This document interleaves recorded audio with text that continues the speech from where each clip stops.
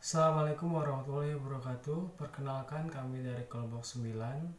Kami akan membahas mengenai informasi pasar dalam analisis keuangan. Nah, untuk anggota kelompok sendiri kita terdiri dari yang pertama ada Muhammad Azhar Fauzan, yang kedua ada Azwir Arsyid, yang ketiga ada Ersan Nurfatola. Nah, untuk pembahasan yang pertama kita akan membahas mengenai informasi pasar dalam analisis keuangan.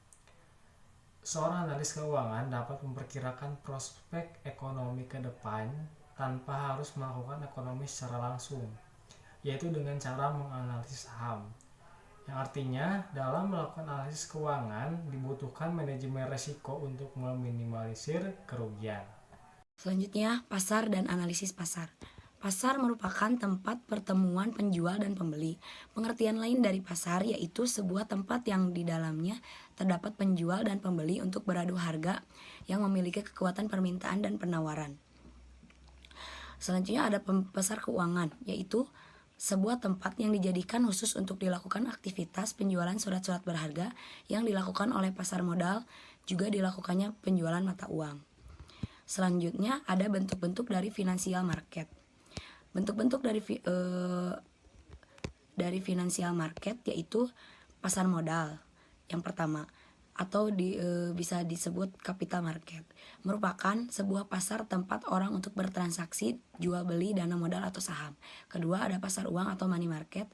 Pasar yaitu pasar internasional yang kegiatannya melakukan transaksi yang memperdagangkan instrumen keuangan pemerintah dan perusahaan dalam jangka pendek. Yang ketiga, ada hubungan pasar modal dan pasar uang. Hubungannya yang saling mempengaruhi juga berkaitan antara nilai tukar dengan harga dengan saham di pasar modal jangka pendek maupun jangka panjang. Yang selanjutnya ada pengertian dari risk and return. Kita ke pengertian return dulu. Return yaitu laba dari hasil investasi yang didapatkan oleh suatu badan, lembaga, maupun individu, dan laba tersebut dapat dihasilkan melalui bunga atau dividen. Berikut merupakan pengertian return dalam sebuah investasi, yaitu yang pertama laba atas ekuitas, yang kedua pengembalian modal, yang ketiga laba dari hasil investasi, yang keempat ada pengembalian modal yang diinvestasikan, yang kelima ada pengembalian atas kerja bersih, keenam ada laba atas penjualan, ketujuh return ekspektasi, yang kedelapan return total.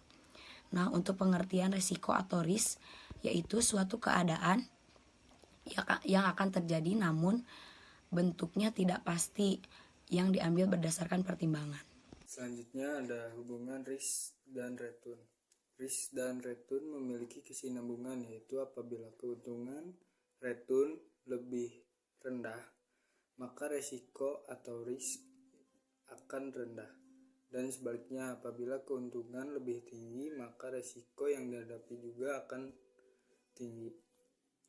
Selanjutnya ada contoh kasus. Yang pertama yaitu expect return portfolio.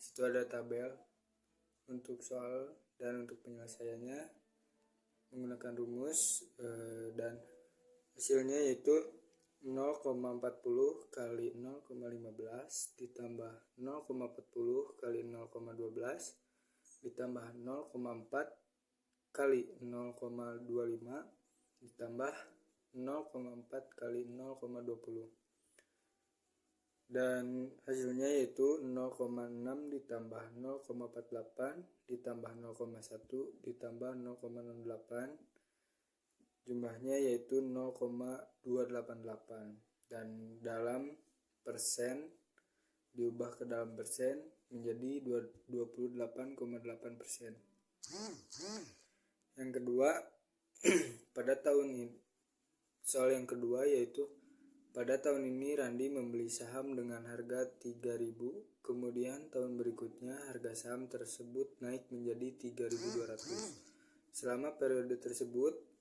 perusahaan membagi laba atas dividen sebesar Rp100.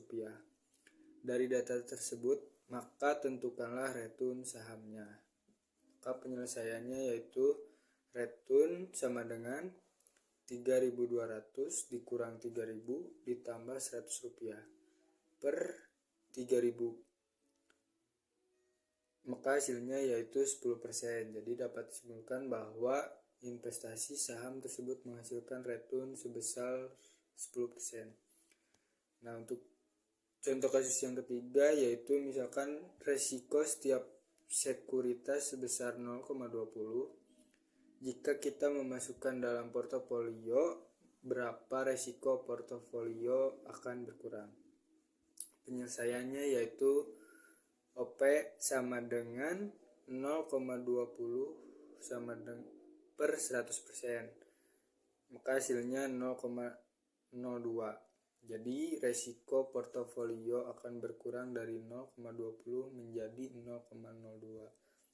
Nah, mungkin sekian bahasan dari kelompok kami. Maaf apabila banyak salah kata.